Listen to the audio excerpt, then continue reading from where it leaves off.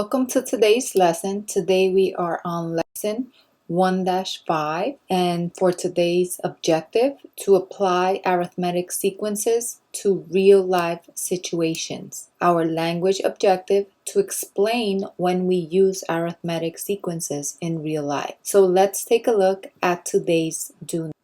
An arithmetic sequence has u sub 1 equal to 40, u sub 2 equal to 32, and u sub 3 equal to 24. They want us to find the common difference D, B, find u sub 8, and C, find s sub 8.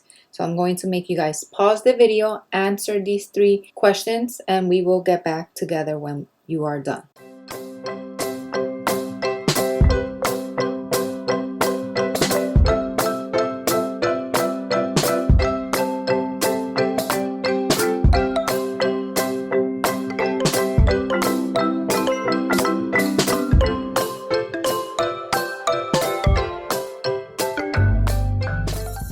Okay, so for part A, the common difference is -8.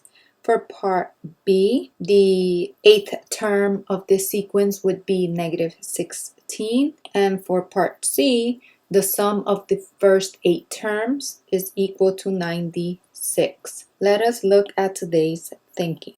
When can we use our knowledge of arithmetic sequences? So applications to arithmetic sequences. Arithmetic sequence.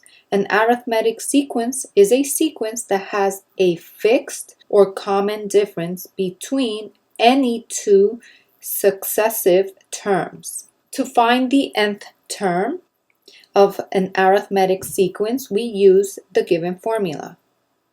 To find the sum of the n terms, we use either of the 2 given formulas. So let us look at example number 1.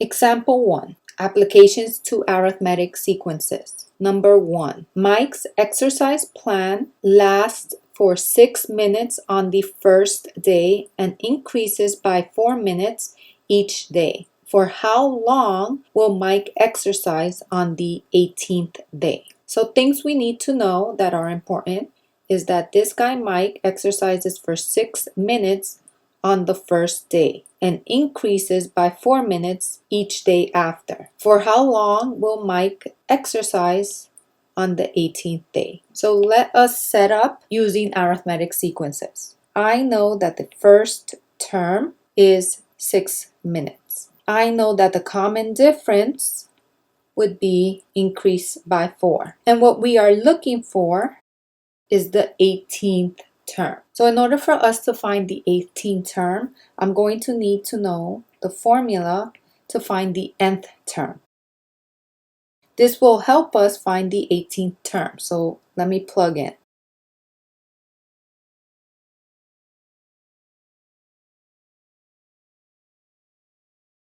So using the formula, I got that on the 18th day, he will work out for 74 minutes. So I'm going to write that in a sentence.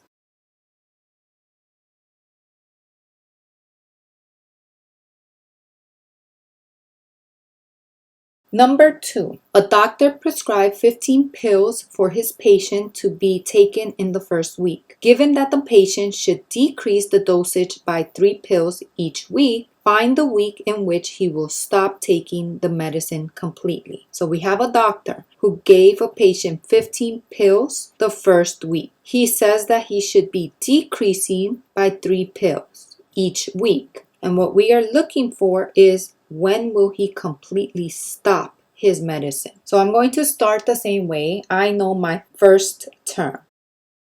I know my common difference, decrease of 3. And I'm looking to find when he will stop, which would mean I'm looking for when u sub n is going to equal 0. What week will we have 0 pills? I am going to stick to the formula to find the nth term. But this time, what I'm going to be plugging in is 0 for that u sub n. I'm going to clean this up a little bit, distribute that -3, so I have an equation that looks a little bit nicer. And at this point, I'm just going to solve for n. And I found that n is equal to 6, which means that on the 6th week, this person will not be taking any medicine. So I'm going to write that on the side here.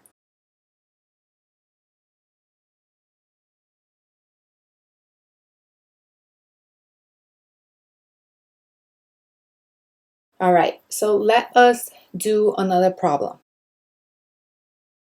We have question 3.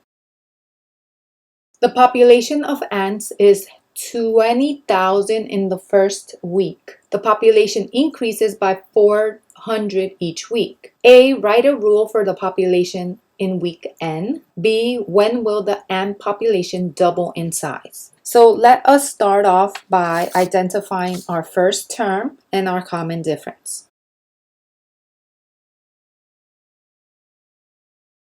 I am going to use this information to help me find the rule for the population in week n, using the formula to find the nth term.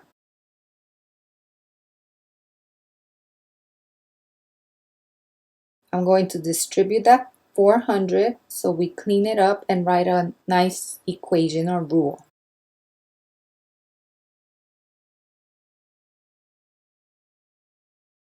All right, so for part A, my rule would be 400n plus 19,600. For part B, when will the ant population double in size? So what that means is, when will I have my ant population be 40,000? And 40,000 would be our u sub n. So just like I did in the previous one, I'm going to use my formula and I'm going to replace that 40,000 with u sub n and solve for n.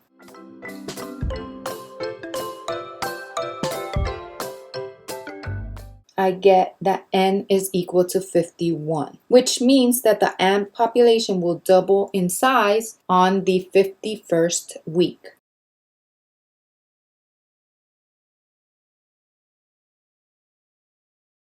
Let us look at the next one. Number 4, a runner is preparing himself for a long distance race. He covered 6 kilometers on the first day and then increased the distance by 0.5 kilometers every day. Find the total distance he covered in 14 days. So just like before, let's start off by identifying our first term and our common difference, which is really simple here. First term being 6 kilometers, common difference being 0.5. What we want to find here is the total distance he covers in the 14 days. So we are not calculating the nth term. We're not looking for how much he runs on the 14th day. We're looking for the total distance, which means the sum of the 14 days, which means I am going to need my formula. So what we are going to do is we're going to use what we have and use the formula that's going to help us find the sum. So I am going to use this formula in this case because what I know is the first term and the common difference. What is the sum of the 14 terms?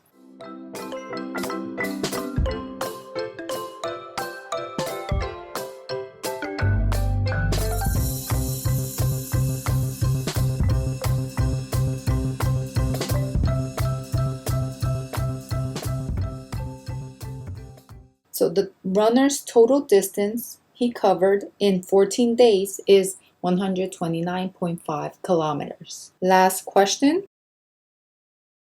Emily starts reading Leo Tolstoy's War and Peace on the 1st of February. The number of pages she reads each day increases by the same number on every successive day. So we have our table, what happened on the first, the second, the third, the fourth, and so on, and the number of pages that Emily has read. Part A, calculate the number of pages Emily reads on the 14th day. Part B, find the exact total number of pages Emily reads in the 28 days of February. So for part A, we have our basic nth term formula. So I'm going to set myself up. The first term being 8, the common difference would be plus 3. For part A, we are going to use the nth term formula. I'm going to plug in and get my 14 term.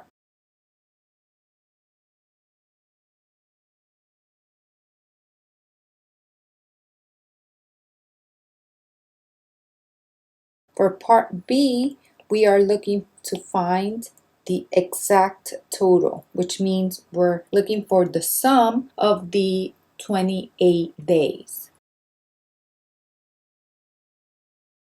So I am going to plug in into my formula the information I know.